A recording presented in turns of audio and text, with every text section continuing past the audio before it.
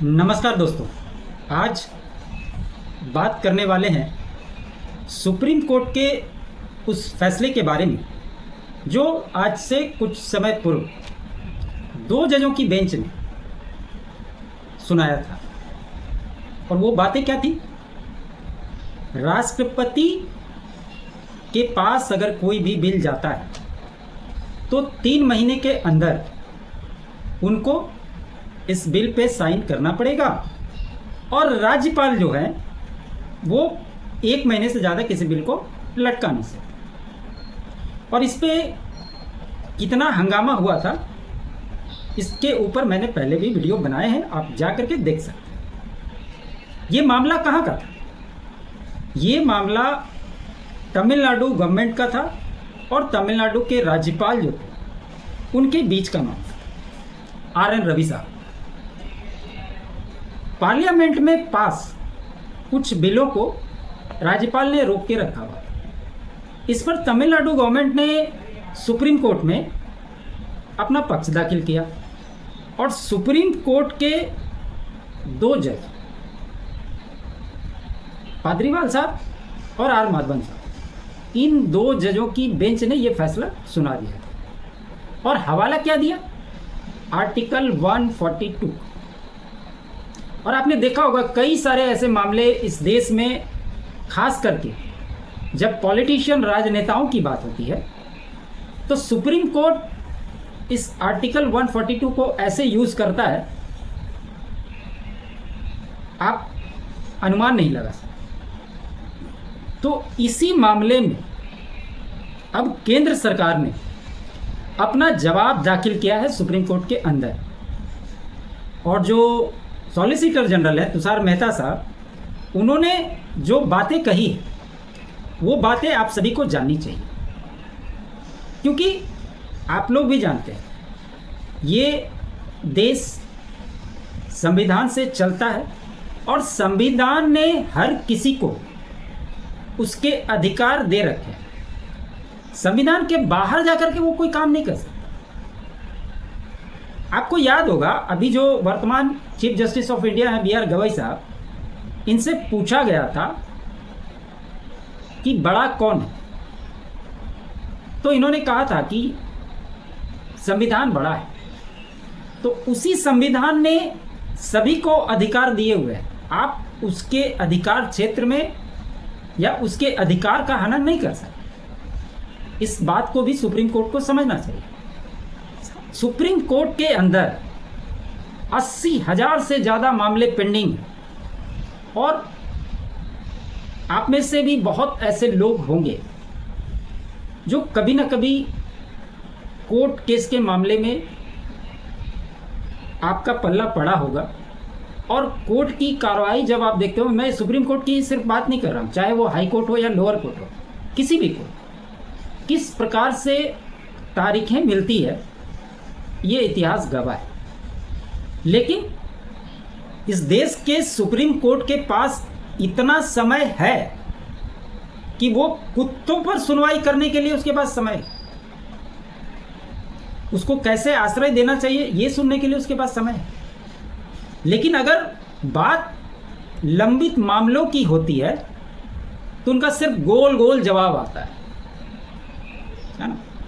तो राष्ट्रपति द्रौपदी मुर्मू जी ने सुप्रीम कोर्ट से 14 सवाल किए थे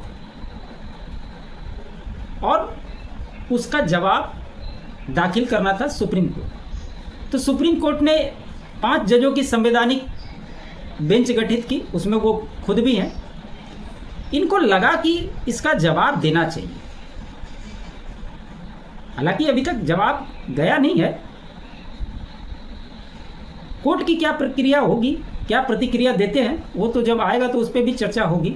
लेकिन जो महत्वपूर्ण सवाल पूछे गए थे वो इस बात का इशारा करते हैं कि हर किसी को अपने कार्य क्षेत्र में कार्य करने का पूरा अधिकार है। आप जबरदस्ती उसके अंदर घुसने की कोशिश ना करें।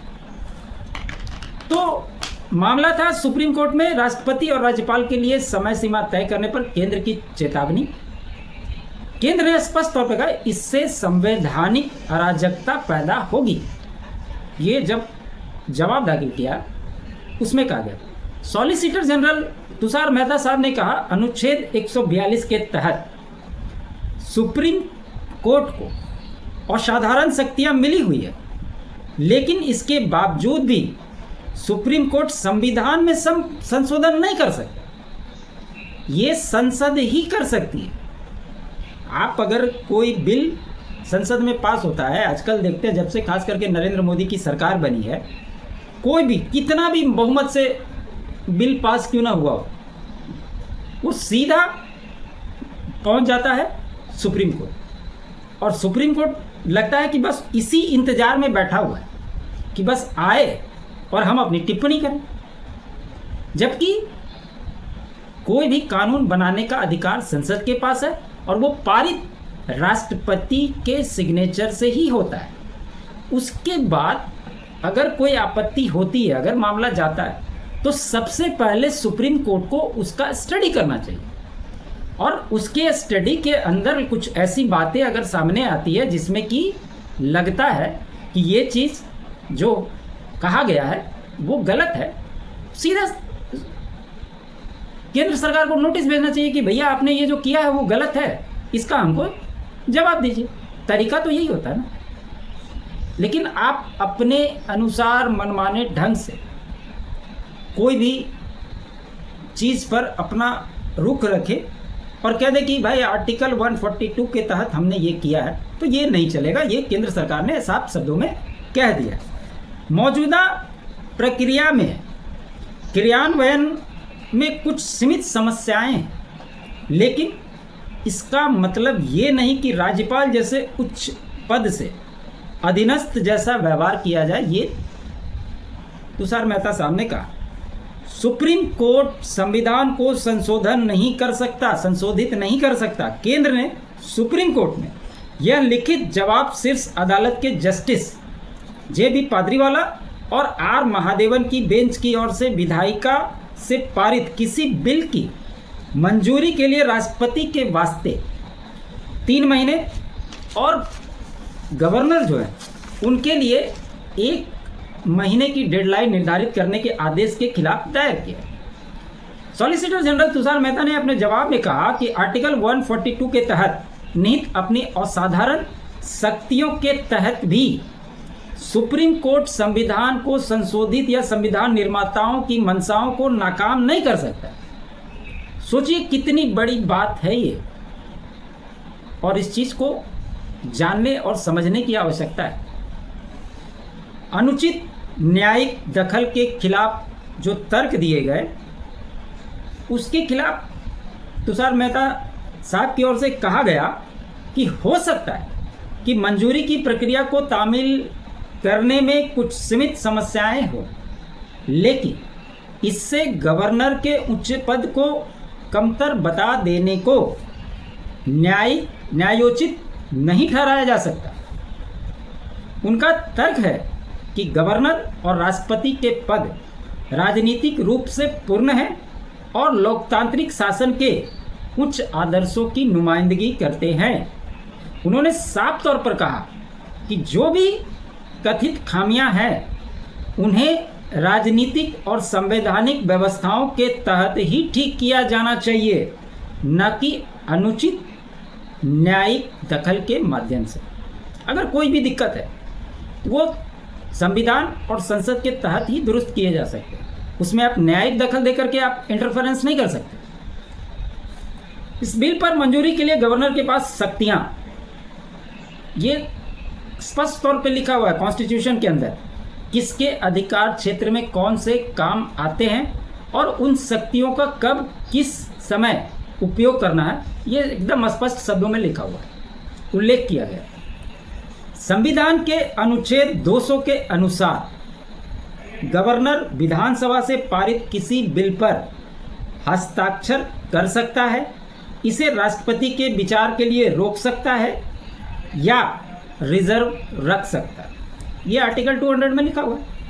इसके अलावा राज्यपाल ऐसे बिल को विधानसभा के पास पुनर्विचार के लिए भी भेज सकता है। लेकिन अगर मान लीजिए कि वही बिल विधानसभा से फिर से पारित होकर राज्यपाल के पास आता है तो राज्यपाल को उसको मंजूरी देनी पड़ेगी। एकदम सिंपल सा। राज्यपाल का यह विशेषाधिकार है कि अगर उसे लगता है कि उसके सामने लाया गया कोई बिल संविधान के अनुसार नीति निर्देशक तत्वों या राष्ट्रीय महत्व का नहीं है तो वह उसे राष्ट्रपति के विचार के लिए सुरक्षित रख सकता है।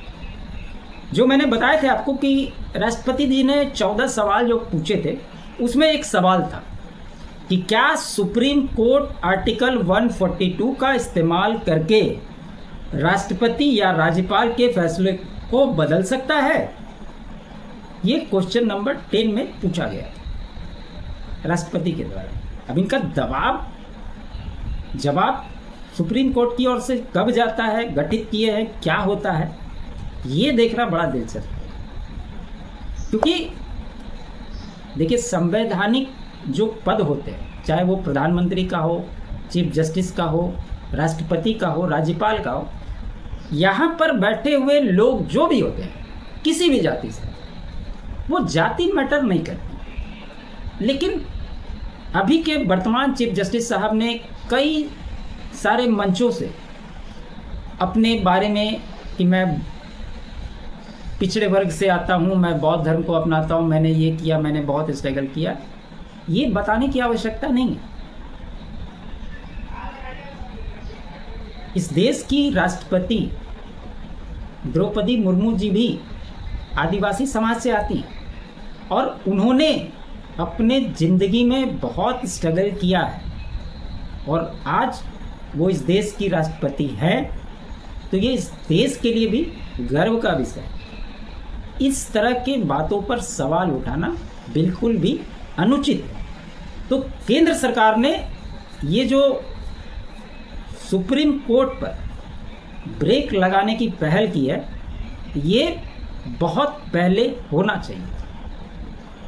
जिस प्रकार से लाल किले पर भाषण देते हुए पहली बार घुसपैठियों के बारे में हो, आरएसएस के बारे में हो, जिस तरह से प्रधानमंत्री बोले, कई बार हम लोगों को लगता था कि प्रधानमंत्री को इन सब बातों पर इंटरफेरेंस करना चाहिए, लेकिन मंत्रियों के द्वारा तो बातें कही जाती थी। प्रधानमंत्री की ओर से पहली बार इस बारे में कहा गया, इससे मजा आ गया। और जिस प्रकार से उन्होंने कॉन्सेप्ट को क्लियर कर दिया कि भारत का विजन क्या है, भारत किस दिशा में क्या सोचता है, किस प्रकार से करता है। जो लोग अभी भी ट्रम्प ट्रम्प ट्रम्प कर रहे हैं, उनको कोई कुछ समझा नहीं सकता। कुत्ते की पूंछ कितनी भी सीधी कर लो, वो टेढ़ी ही रहेगी। समझदार के लिए इशारा ही काफ़ी है। आप सभी का बहुत बहुत धन्यवाद। उम्मीद करता हूँ मेरा ये विश्लेषण आपको अच्छा लगा हो। अच्छा लगे तो लाइक ज़रूर कीजिएगा, अधिक से अधिक शेयर कीजिएगा। चैनल पे नए हैं तो चैनल को सब्सक्राइब कर लीजिएगा। साथ ही साथ आप सभी से रिक्वेस्ट है, मेरे अल्टरनेट चैनल फैक्ट्स बाय प्रेम को भी आप सब्सक्राइब करें। अगर आप चैनल के लिए कुछ भी कंट्रीब्यूट और डोनेट करना चाहते हैं तो डिटेल आपको स्क्रीन और डिस्क्रिप्शन में मिल जाएंगे। आप सभी का बहुत बहुत धन्यवाद। जय हिंद, जय भारत।